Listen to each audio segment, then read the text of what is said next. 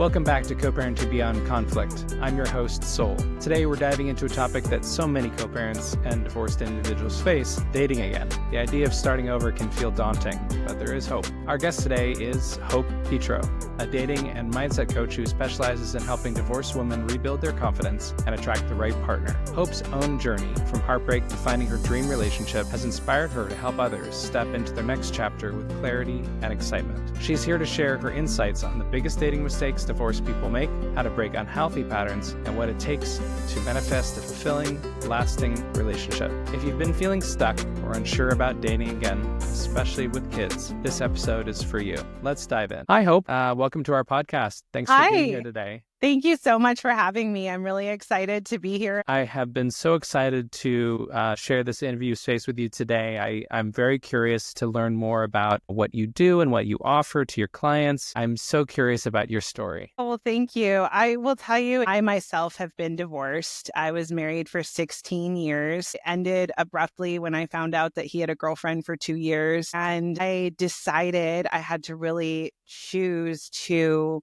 change my own mindset and look for joy so that I could bring happiness into my life. I decided that I wanted to be married again. I decided that I wanted to have more children. Doing that meant that I had to do a lot of research, and it took me a few years to get to a point where I felt ready, to move on. Not too long after the official divorce, because you know how long the process is. But when I did move on, I met the love of my life when I was 39. We had 3 babies after I turned 40, making me a mom of 5.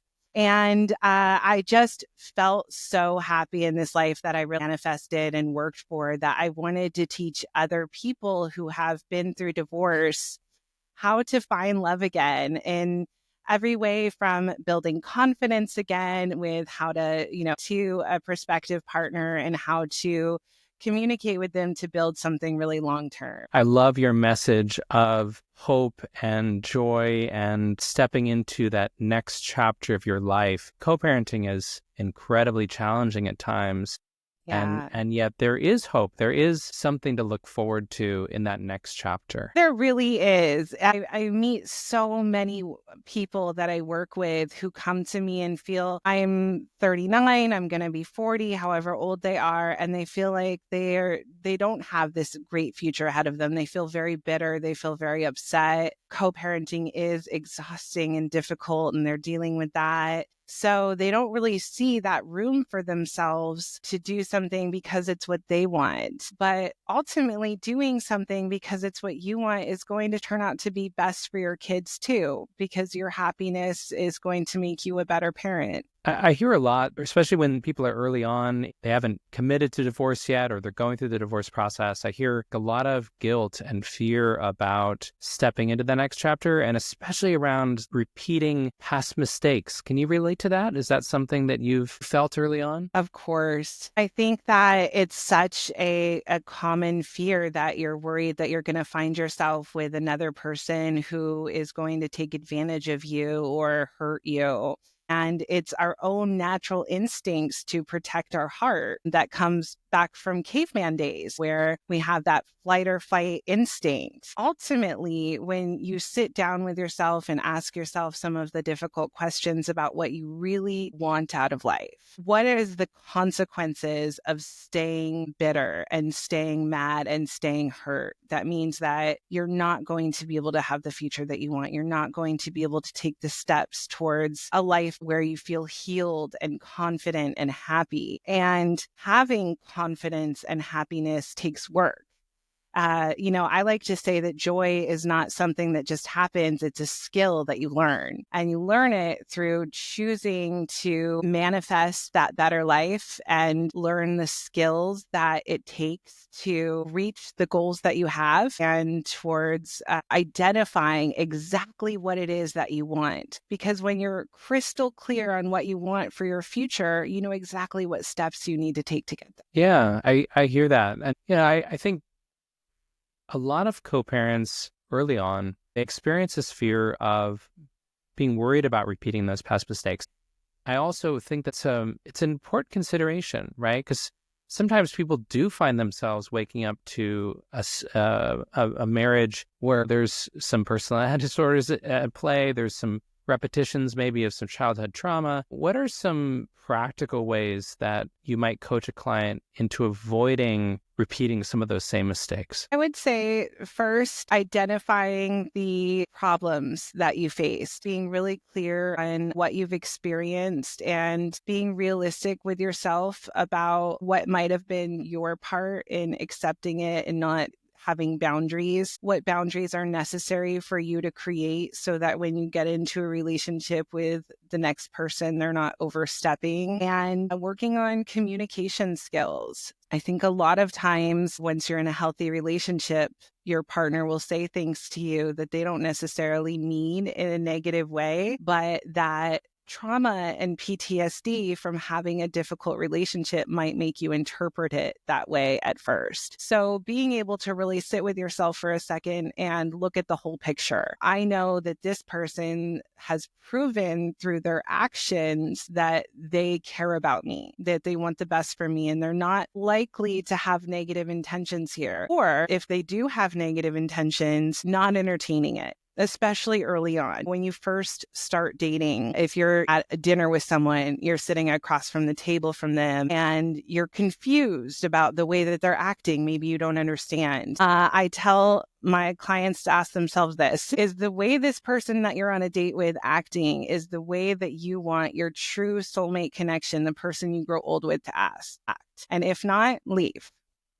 You know, we're not wasting any time here with people who have red flags coming up. We need to be very, very clear on exactly what you want. I think that's so important. And also just working on your own skills in confidence and taking a breather again in a situation where that might come up, that might trigger a lot of feelings, and looking at it from a whole perspective instead of that instant reaction of fight or flight, more just getting a whole picture and understanding the motives and communicating. Those are skills that are necessary to get back into a relationship and have something that's going to really last forever. I think a lot of us can relate to that feeling of maybe not even having enough confidence to notice a red flag and walk away, right? I think a lot of people, it's hard. It is. That's something that I see so often, Saul, is that people, they don't believe that they deserve exactly what they want. So they instead find themselves settling. I think one of the biggest mistakes that divorced people make in their next relationship is that they settle, because they have convinced themselves that they don't deserve that kind of high quality partner that they imagine. That's why I coach my clients to really sit down and identify your perfect dream life. You know, what kind of house would you live in? Will you have more kids? What will you and your partner do together? What kind of date nights will you go on? And if you don't feel like you deserve exactly what you want and you're wasting time with people who can't give that to you, then we need to pause everything and we need to work on that confidence to feel like you can have it. And even sometimes when you identify exactly what you want, you might recognize in yourself some changes that you need to make in order to get there. So, for example, if you want someone who is very successful and very interested in a certain thing, you might want to start getting interested in that thing. You might want to start, if you want to date a musician, going to some concerts, learning more about music. Depending on what it is that you want, you might see changes that you need to make in yourself so you can show up as that person that will be a perfect partner to your ideal partner. What I'm hearing in all that is that divorce really can be a reset of life, a reset of expectations. It really Here is. you are, you're older than when you made that choice to get married to that previous partner. So this is an opportunity for you to say, okay, this is what I'm calling it now. This is what I'm willing to accept now, and raise that bar a little bit. Exactly. I met my ex-husband when I was 22. He was the singer of a popular death metal band. Now, of course, 22-year-old me thought that was the coolest thing ever. So I married him. I grew up with wealthy parents, but my parents were also I just had a toxic upbringing. So I repelled money and we lived in poverty my entire adult life until I was about 40 and I met my current husband. And I really feel that I manifested those things without realizing it, because of my experience with growing up with money and because of just thinking death metal was cool at the time. I manifested those things, but I didn't really know what manifestation was. And then as I got older and I realized that, that's when I really got clear on exactly what I wanted. I wanted my sexy, successful husband. I wanted to have more kids. I wanted a big house. I wanted to be able to have travel and time to take care of myself. And I have those things now. I was willing to accept that, yes, my life is hard. Yes, I'm at a crossroads. Yes, I was betrayed beyond measure, but I refuse to live the rest of my life bitter, letting myself be a victim. Once you're really ready to change that mindset is when the real crossroad happens, because that's when you open up yourself. It doesn't happen right away, but over time, you're opening up to more positive and better experiences. I know for me too, taking some time off after divorce from dating at all was really helpful. Often I hear the story of jumping in too quickly can result in similar outcomes. I think that it's a little bit different depending on the amount of healing that you've done. For some of my clients, they're in a sexless marriage for years. They're in a marriage where there's no communication, and they just kind of get to the point where they're healing inside of their marriage. And when I meet them, I see that they're ready. And sometimes I meet people who haven't had that time inside of their marriage to process yet. But it's true. You're right to say that either way, you obviously have to process and heal. And healing is intentional. It's something that you have to choose to do, because the pain of divorce, especially the pain of divorce from betrayal, is so deep and intense, that feeling like you will never be able to get over it. So healing is just mandatory. You have to give yourself that time, and it's going to take a different amount of time for every person. That's not ever something where I would want to rush my clients or encourage them to get right back into dating. It's a very personal choice. Yeah. When someone feels like they are ready to start exploring dating again and they have kids, how do you juggle being a co-parent and dating? It is really hard. For me, I remember I would have my aunt pick up my kids for the day so I could go on a hike or something with my new partner. And it was really hard because I started dating during COVID. So everything was shut down and you can't really meet new people during COVID. So lots of virtual dates. That was a wild time. Oh my goodness, it sure was. How old were your kids? So you just had little ones, 2 and 4, I Yes. guess, during the time. Oh my Correct. goodness. Oh, that's such a hard time. Yeah, mine were 12 and 14. When my son went into high school, his first year of high school was just virtual. Wow. Yeah. Oh, it was a crazy time. So my ex-husband and I were at a point where we were trying to possibly work on things. And then I thought we were working on things, but then I found out about his girlfriend. So that was kind of an off deal. Trying to manage being a single mom during that time and date, I can relate to how very, very difficult it was. Yeah. But yeah, just I would say finding someone who can take care of your kids and maybe picking one day a week where you're going to go out and you're going to do something. And if you meet someone, this is something that I like to be very clear about when I am coaching people who are parents. When you start dating someone and you're 1 or 2 dates in, and they're not asking you about your kids and showing some genuine interest in your children, no, that is a person that you walk away from immediately. Because if someone's not genuinely interested in literally the most important thing in your life, which is your children, that's never going to be a connection. You had a woman come to me. She's like, I've been with this guy for 2 years and he never shows any interest in my children. So first date, if he's not at least asking, or she's not at least asking 1 or 2 questions, it's over. Hope, that's such I want to underline that. That's so, I mean, I can relate. When I started dating again, there was an aspect of me where I kind of hid that I was a father, to be honest. Like I felt like maybe it was a little bit ashamed, or kind of the story, no one's going to want to date a divorced dad, right? I would just date when I didn't have my kids. But then it wasn't integrated, right? And there wasn't that, because I'm a dad. Hear your advice. And I think that that's just gold, that I think what you you're want to saying date is you felt partners that, selfish dating, maybe? yeah, maybe a little of that. Yeah, Yeah. selfish dating, and also just this feeling like a woman wouldn't want to date me as a dad. They wanted to date me as a single guy. And that if I was talking about my kids, that maybe they wouldn't be interested. And so I kind of firewalled that aspect of myself and just kept dad life on these days and then dating life on different days. And, I don't think that that was healthy. Yeah. And I ended up attracting partners that weren't that interested in ever becoming parents, and that Yeah, wasn't I mean, helpful. that's a fine way to date if you're just wanting a weekend fling or something. But the people that I work with are looking to get married again. They're looking for long-term connections. And when Totally. you're looking for a long-term soulmate connection, you need someone who loves your kids and appreciates you. And being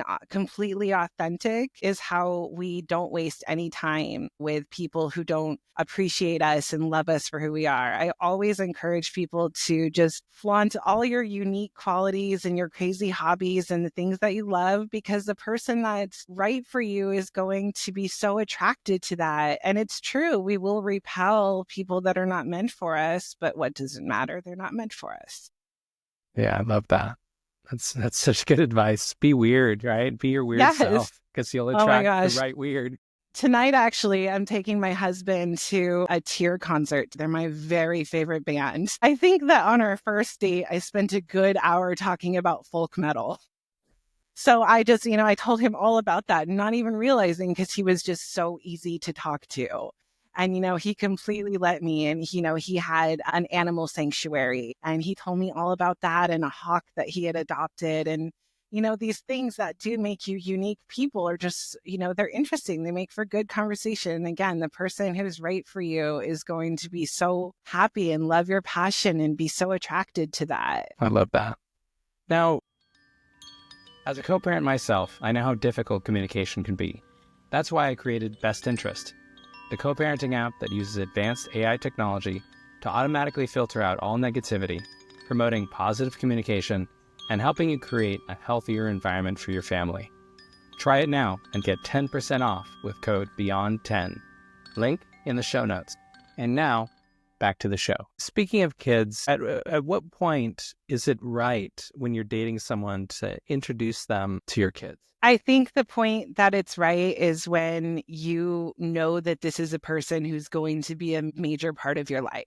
I mean, meeting like at a park or something casual is one thing, but when you know that this is a person who's really going to be part of your life, that you want to be part of your children's lives, so, that's when it's time. And I'll tell you, it will happen when you're ready. My kids accidentally met my husband, and that was, I was telling you, I had my aunt, she would pick up the kids, right? So once we were a few dates in, he slept over at my house, and I had my kids with my aunt, and she had an appointment that she didn't tell me about and forgot about. So she just dropped them off and they just walked in and met him. That's not at all how I intended that to happen. So I was just like, oh, this is my friend. I'm thinking quickly, we were about to go get bagels. He definitely did not spend the night here. We're just going to get you guys bagels.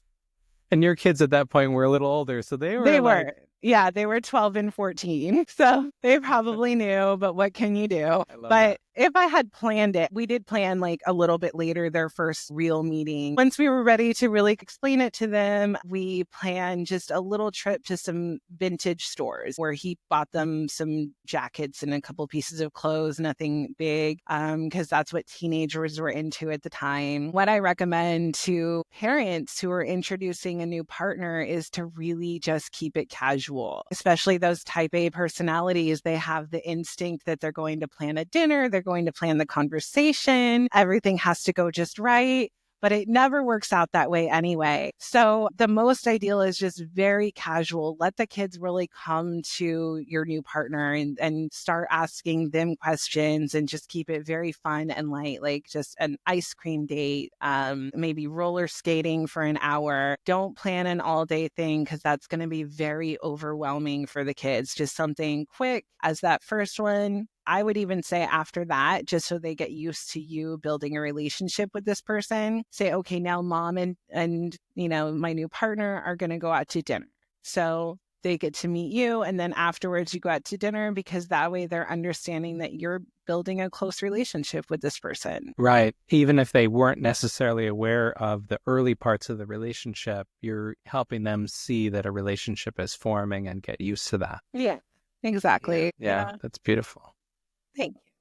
I'd love to dive in now to relationships post divorce. What does a healthy relationship look like to you? How can someone know that they're forming a healthy relationship? First is that you're able to speak your mind openly. As soon as you start feeling that you have to censor yourself, you're not in a healthy relationship. As soon as you start feeling like you have to protect the other person's feelings from your own feelings, you're not in a healthy relationship. And, check how much you are experiencing joy. So many people come from marriages where they got very used to minimal conversation and being very close. A lot of divorced people jump into an early relationship as if it's a long-term marriage. That's not going to be healthy for an early relationship, because an early relationship should be fun and happy, and there should be boundaries. There needs to be boundaries. Married people are often not used to having those types of boundaries, so they're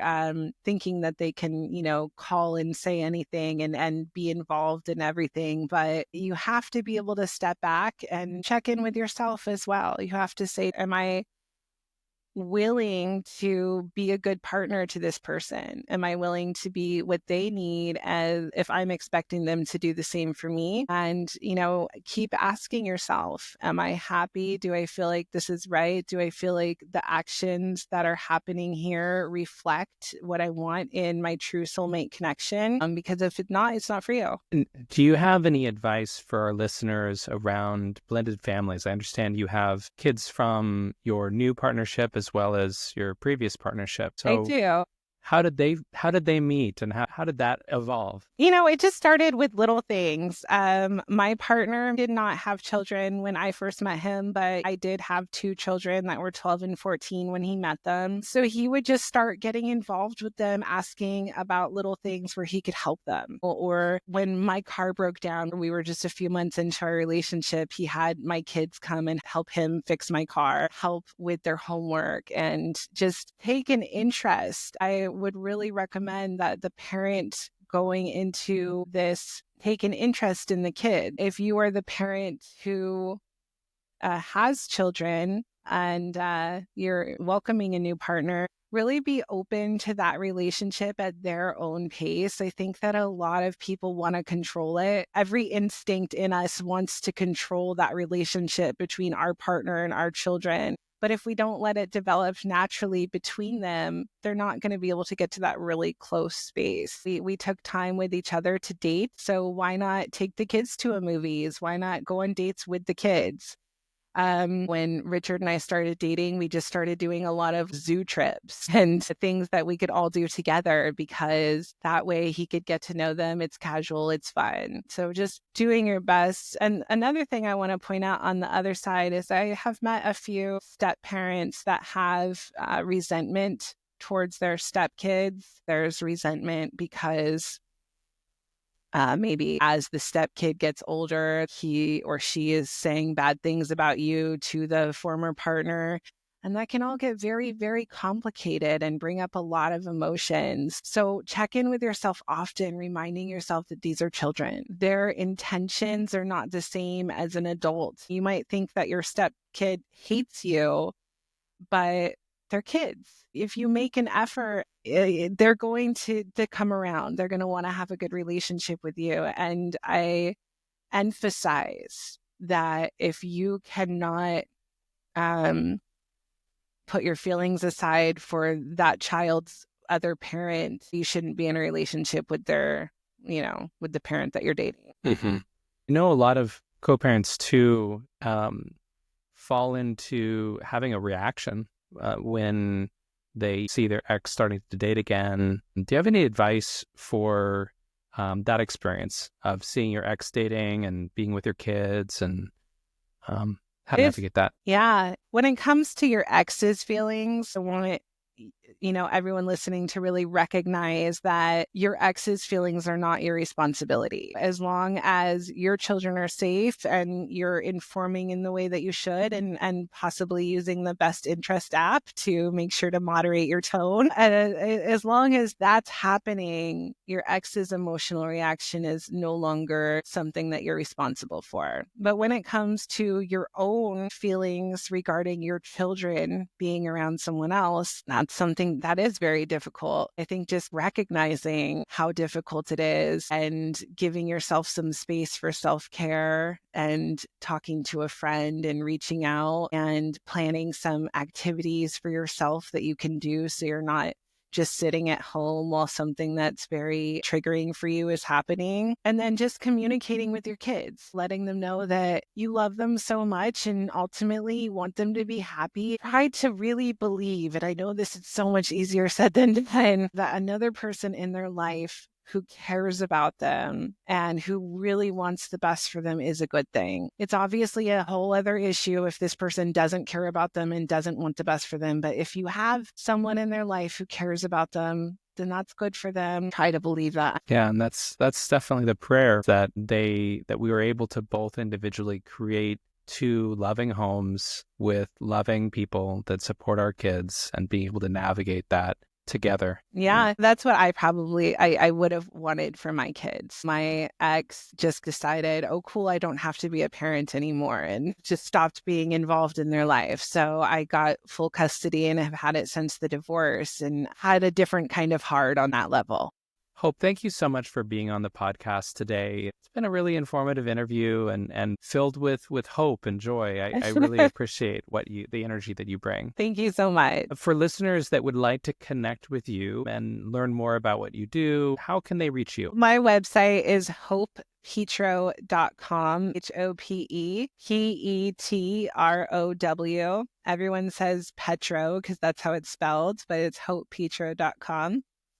And if you go to hopepetrow.com/gift, GIFT, I do have a perfect partner blueprint that I can offer you for free. The reason that I made this perfect partner blueprint is because when I first decided to start dating and when I first decided that I was going to use manifestation to the positive, to my own benefit, I created this long list of exactly what I wanted. So for someone who might want to do something like that, but don't necessarily know exactly what questions to ask themselves, that's why I created this perfect partner blueprint. And like I mentioned, it's totally free. Just hopepetrow.com/gift. And I'm also on Instagram and Facebook, Hope Petrow, and LinkedIn. That sounds really amazing, Hope. And I hope that our listeners check that out.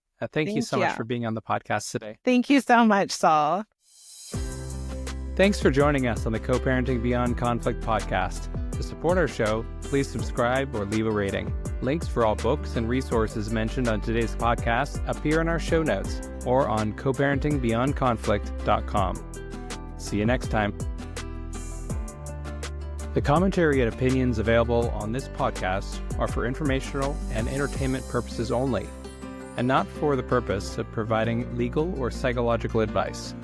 You should contact a licensed attorney, coach, or therapist in your state to obtain advice with respect to any particular issue or problem.